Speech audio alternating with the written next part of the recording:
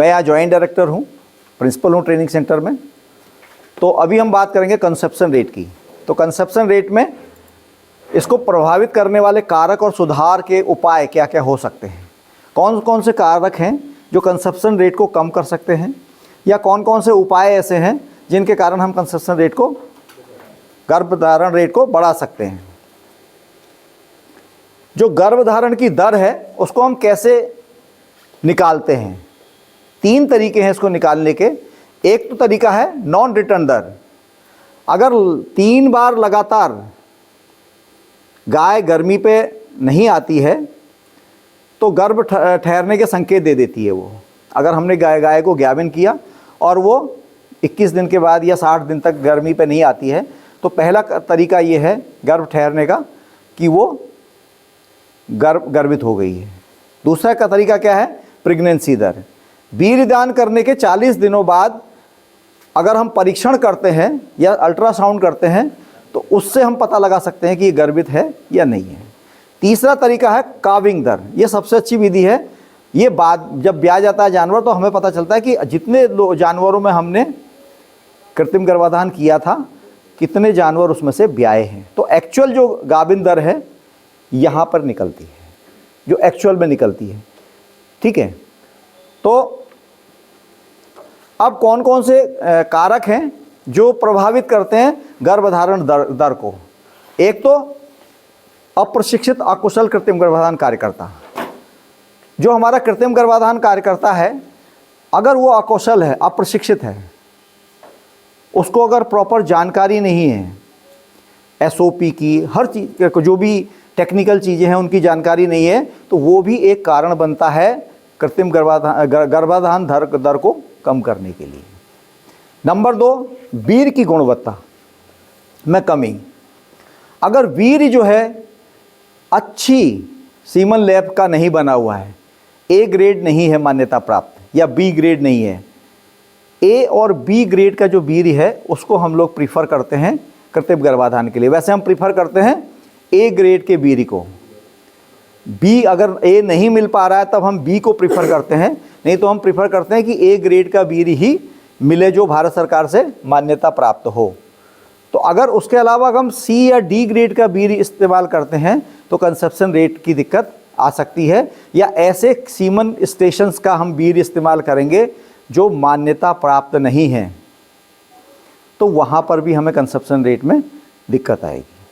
तीसरी बात, आनुवांशिक कारण। जो हमारे जितने भी प्योर ब्रेड एनिमल होते हैं, मतलब जितनी नस्ल में जो विदेशी नस्ल होती है, जितनी वो प्योर होती चली जाती है, जितना दूध उत्पादन उसका बढ़ता जाएगा उतनी उसकी प्रजनन क्षमता कम हो जाएगी। तो वो भी एक कारण बनता है हमारा कंसेप्शन रेट कम होने का। ठीक है, उसके बाद गर्भाशय संबंधित संक्रमण, जैसे आपने बच्चा फंस गया, जेर समय पे नहीं निकली, बच्चा खींच के निकालना पड़ा, या कुछ और कारणों से अंदर बच्चा मर गया तो उससे क्या हुआ, संक्रमण हो गया, और उस इन्फेक्शन के कारण भी कंसेप्शन रेट पर फ़र्क पड़ता है। कभी कभी क्या होता है, यूट्रस में जो है सब क्लिनिकल जो है यूट्राइन इन्फेक्शन होता है, आपको पता नहीं चलता है, मवाद नहीं आता लेकिन अंदर इन्फेक्शन होता है, वो कंसेप्शन रेट को कम कर देता है। वो भी एक कारण है कंसेप्शन रेट को कम करने का। दूसरा, पोषक तत्वों व खनिज लवणों की कमी। अगर हम पशु को समय जो उसको एक आहार निश्चित है कि इसको इतना प्रोटीन देना है, इतना संतुलित आहार देना है, इतना इसको मिनरल मिक्सचर देना है, इसको नमक देना है, अगर हम नहीं दे रहे हैं तो वो भी कहीं ना कहीं जो है एक कारक बनता है गर्भधारण दर में कमी का। ठीक है, तो आपको ये सब चीज़ें, कुछ चीज़ें तो आपके पार्ट में हैं और कुछ चीज़ें किसके पार्ट में हैं, किसान के पार्ट में।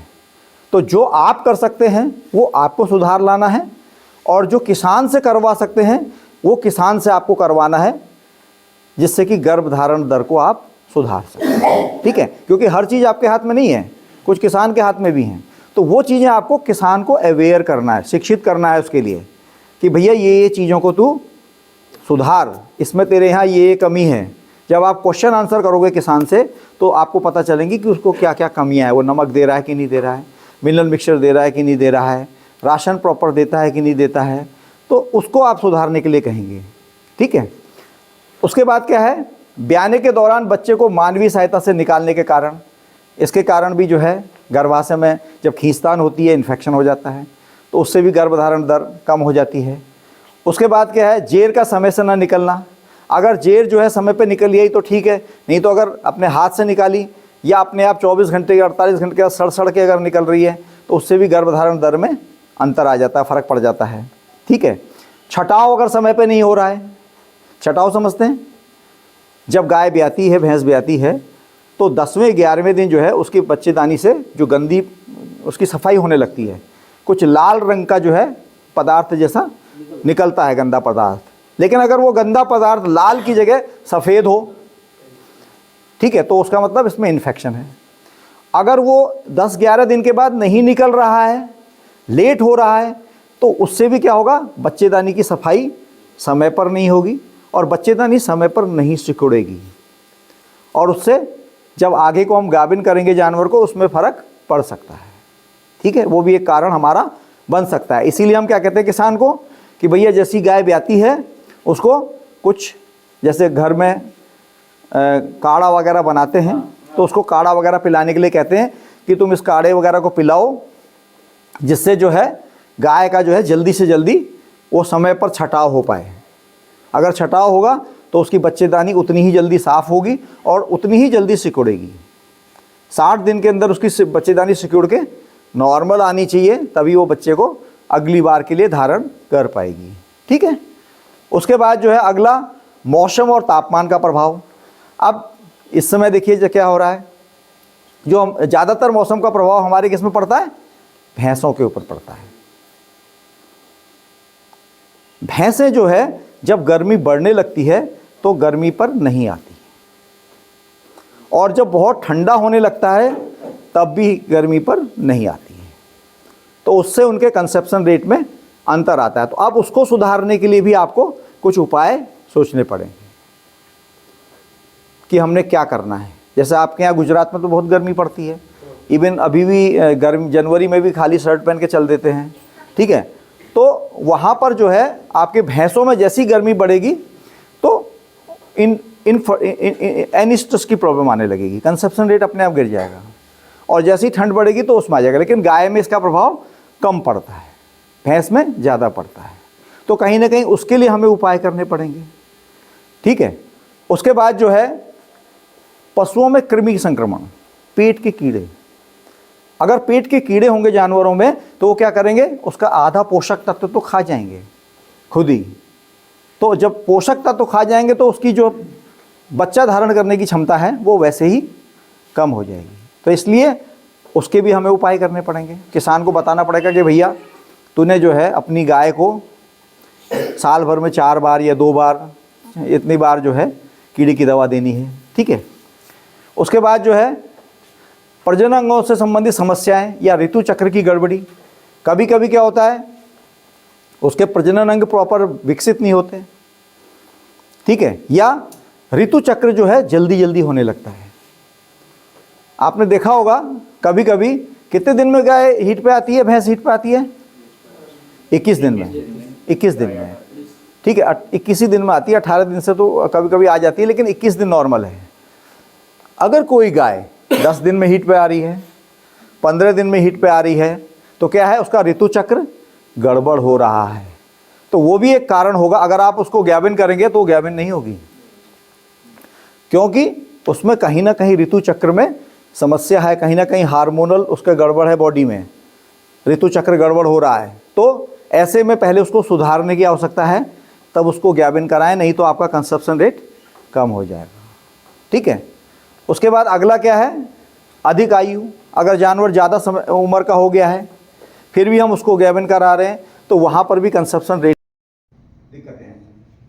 उसके बाद अगला है तरल नत्रजन पात्र का समुचित रखरखाव या तरल नत्रजन पात्र में वीर्य की रखरखाव के विषय में उचित जानकारी का अभाव। हमारा जो कृत्रिम गर्भाधान कार्यकर्ता है वो इस चीज़ को भूल जाता है। वो सोचता मुझे तो एआई आ गई है, निकालता है गन और सीधे एआई पे ध्यान देता है। लेकिन जो हमारा तरल नत्रजन पात्र है उसका रखरखाव कैसे करना है, कितने दिन में उसकी गैस की नपाई करनी है, लेबल प्रॉपर है या नहीं है, उसका डेंजर लेबल क्या है, कितने लोग चेक करते हैं, कितने दिन में आप अपने लिक्विड नाइट्रोजन का लेबल चेक करते रहते हैं गैस, बताइए। है डेली नहीं, हफ्ते में एक दिन तो होना चाहिए कम से कम। हाँ नहीं, नाइट्रोजन डालते हैं ना, तो जो बड़ा कंटेनर है उसका लेवल कैसे चेक करते हैं? है नहीं, तो सारा सीमेंट छोटे में रखते हैं? नहीं तो वो तो गड़बड़ है। नहीं, वो गड़बड़ है, क्योंकि छोटे में आपने उतना ही रखना है जितना आपने यूज करना है, क्योंकि छोटे में गैस जल्दी उड़ रही है और आप उसको बार बार खोल रहे हो, बार बार उठा रहे हो, नीचे कर रहे हो, ऊपर कर रहे हो, ठीक है। तो आपको जो छोटा वाला है उसमें उतना ही सीमन रखना है जितना आप एक दिन में 2 दिन में यूज कर पा रहे हैं। बाकी सीमन आपका बड़े कंटेनर में होना चाहिए, क्योंकि अगर आप डेली, अगर आपने 10 गायों को एआई किया और 10 टाइम उसको निकाला ऊपर, तो क्या हो रहा है, वो उतने टाइम एक्सपोज हो रहा है, तो आपका जो सारा सीमन है वो ज़्यादा एक्सपोज हो रहा है, तो आपका कंजप्शन रेट तो अपने आप घट जाएगा। तो आपको ज़्यादा सीमन जो है बड़े कंटेनर में रखना है और छोटे कंटेनर में उतना ही यूज़ करना है जितना आपको ज़रूरत है, चाहे 3 दिन में, चाहे 1 दिन में, चाहे हफ्ते भर में, और उसके हिसाब से उसमें नाइट्रोजन रिफिल करनी है, ठीक है। तो ये सारे फैक्टर्स हैं जो कंजप्शन रेट को कम करते हैं, ठीक है। अब इसके उपाय क्या हैं? इसके सुधार के उपाय क्या हैं? सुधार के उपाय एक तो हमारा जो कृत्रिम गर्भाधान कार्यकर्ता है उसको प्रशिक्षित होना चाहिए। इसलिए जैसे मैं भी हूँ, तो मैं भी नहीं कह सकता, मेरी 27 साल की नौकरी है, कि मैं सब चीज़ में परफेक्ट हूँ। तो कभी भी कोई आदमी परफेक्ट नहीं होता। सीखने के लिए हर दरवाज़ा आपको खुला रखना है और हमेशा सीखते रहना है, तभी आप सुधार कर पाएंगे, ठीक है। तो कृत्रिम गर्भाधान कार्यकर्ता को सारी टेक्निक, सारी चीज़ें, जैसे आजकल भारत सरकार ने एक एसओपी बनाई है, तो एसओपी का पूरा ज्ञान होना चाहिए, कंठस्थ होनी चाहिए आपको एसओपी, ठीक है। आप बिल्कुल प्रशिक्षित होने चाहिए, आपका हाथ बिल्कुल ट्रेंड होना चाहिए गन पास करने के लिए, सभी चीज़ों के लिए, हर चीज़ की आपको, क्रायोकेन हैंडलिंग की, हर चीज़ की आपको जानकारी होनी चाहिए, तभी आप जो है उसको प्रॉपर कर पाएंगे। दूसरा, कृत्रिम गर्भाधान मानक संचालन प्रक्रिया का पालन किया जाना। अगर आप पालन नहीं करेंगे तो फिर कहीं ना कहीं आपका कंजप्शन रेट गड़बड़ होगा। अगर आप मानक संचालन प्रक्रिया, सबको पता ही होगा, अगर मैं बताऊंगा तो फिर उसमें आधा घंटा लग जाएगा, काफ़ी लंबी है वो। तो उसमें जो है कि आपका थॉइंग कितने टाइम पे होनी चाहिए। अब थॉइंग के भी अलग अलग मानक हैं। अगर आप नॉर्मल सीमन जो है, हमारा जो अवर्गीकृत सीमन है, उसकी थॉइंग करते हैं तो 20 से लेके 30 सेकंड तक करनी है। कभी कभी कृत्रिम गर्भाधान क्या करता है, 1-1, 2-2 मिनट तक उसको रखे रहने देता है। तो अब टाइम जो है, पहले हम कहते थे कि सीमन को मिड सर्विक्स में गिराओ, आप कहाँ कहते हैं कि बॉडी ऑफ द यूट्रस में गिराओ, ठीक है। कंसेप्ट बदल गए ना। और जैसे सेक्स सॉर्टेड सीमन की बात करें तो सेक्स सॉर्टेड सीमन में थॉइंग टाइम फर्क है। गाय में जो है 45 सेकंड से लेके 1 मिनट तक हमने थॉइंग करनी है सेक्स सॉर्टेड सीमन में, लिंग वर्गीकृत वीर्य में, और भैंस में 1 मिनट से लेके 2 मिनट तक उसको थॉइंग करनी है। और जो एआई का टाइम है वो जैसे 12 से 18 घंटे नॉर्मल सीमन में होता है, तो सेक्स सॉर्टेड सीमन में हम 18 घंटे के बाद करते हैं एआई। तो आपको वो चीज़ें सीखनी पड़ेंगी, आपको वो प्रैक्टिस में लानी पड़ेंगी कंजप्शन रेट को सुधारने के लिए, ठीक है। उसके बाद उच्च गुणवत्ता का वीर्य और के समुचित रखरखाव की जानकारी। तो मैंने जैसे बताया कि आपका क्रायोकेन में आपको हर हफ्ते डिप स्टिक से लेवल चेक करना है कि कितना आपके पास नाइट्रोजन है कि नहीं है। 35 लीटर के कंटेनर में डेंजर लेवल कितना होता है, कभी नापा आपने? है नहीं 10 क्या इंच लीटर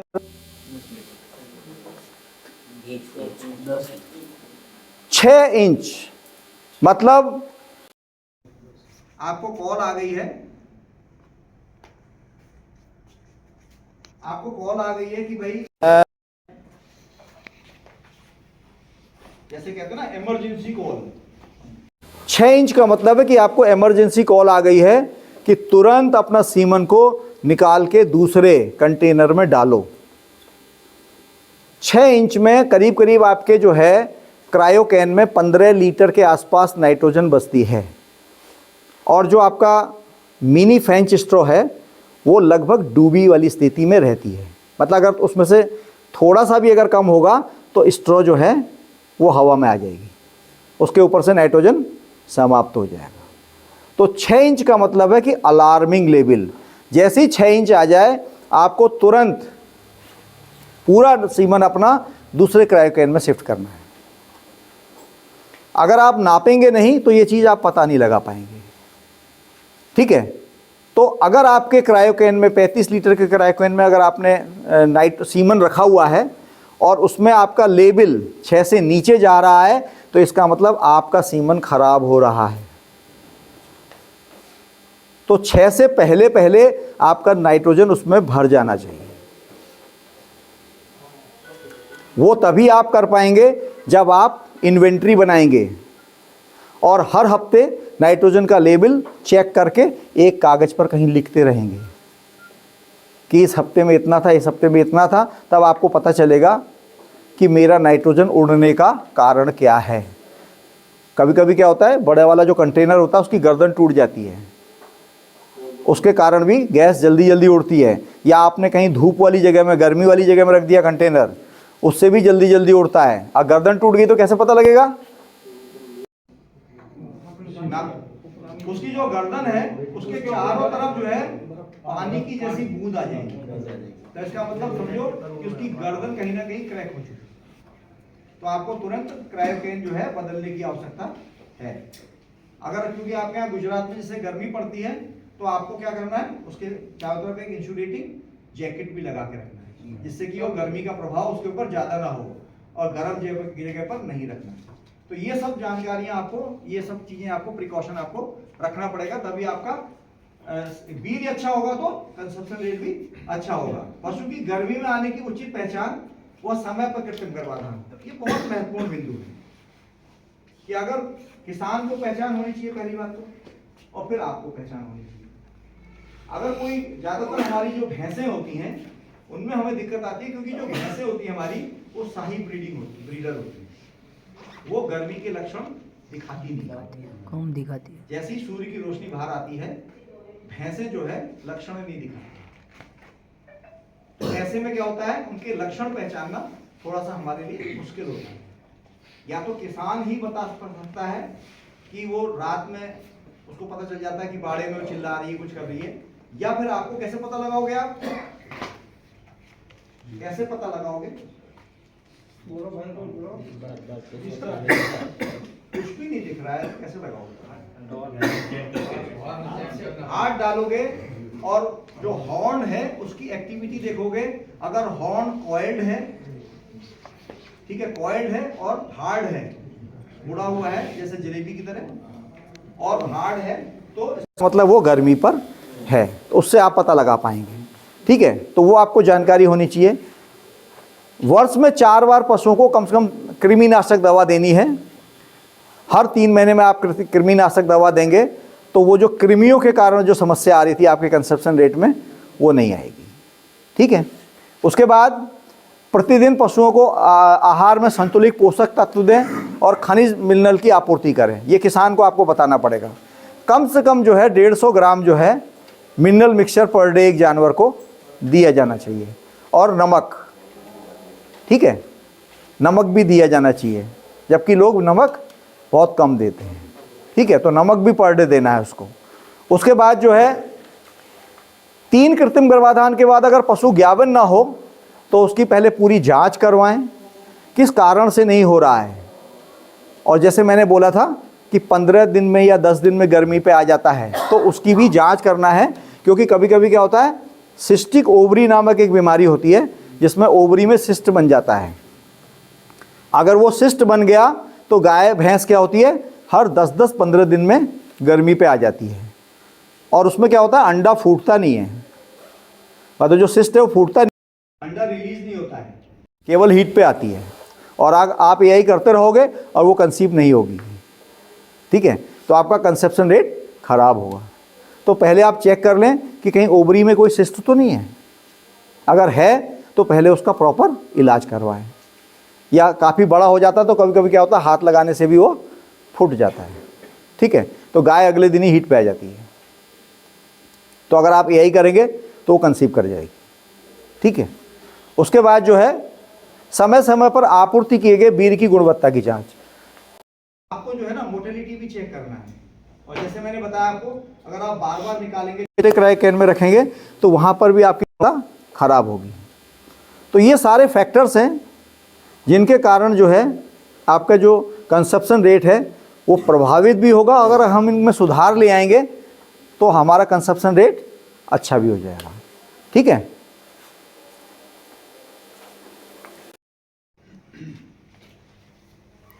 गर्भधारण दर में कुछ उपाय जैसे हैं, एक तो तरल नाइट्रोजन पात्र रख रखाव, और ये सब मैंने बता ही दिया आपको। ठीक है, अगर गर्भाशय में संक्रमण है तो पहले पशु का इलाज करा लें, उसके बाद जो है वो करें। उसके बाद लिंग वर्गीकृत जो वीर्य है उसका यथासंभव प्रयोग अगर हो सकता है तो पहली बार की हीफर में करें, तो आपको अच्छे परिणाम मिलेंगे। आप लेकिन अगर सभी जानवरों में अगर आप ओपन कर दोगे लिंग वर्गीकृत वीर्य का उपयोग, तो कहीं ना कहीं आपका कंसेप्शन रेट प्रभावित होगा, क्योंकि जो लिंग वर्गीकृत वीर्य है उसमें हमारे शुक्राणु वैसे ही कम होते हैं, और अगर हम उसको रिपीट ब्रीडर में इन्फेक्शन वाली गायों में इस्तेमाल करेंगे तो कहीं ना कहीं उसमें कंसेप्शन रेट में कमी आएगी। तो जो कंपनियां बना रही हैं ये लिंग वर्गीकृत वीर्य, वो भी प्रिफर करती हैं कि आप कोशिश करें, लेकिन अगर हम पूरे ही जानवरों में इस्तेमाल करेंगे तो वहाँ पर तो हमारा कंसेप्शन रेट डाउन आना ही आना है। लेकिन कोशिश करें कि जो पहली बार की बछियाएँ हैं उनको हम ज़्यादा से ज़्यादा इसका इस्तेमाल करें, तो हमें अच्छे रिजल्ट मिलेंगे इससे। ठीक है,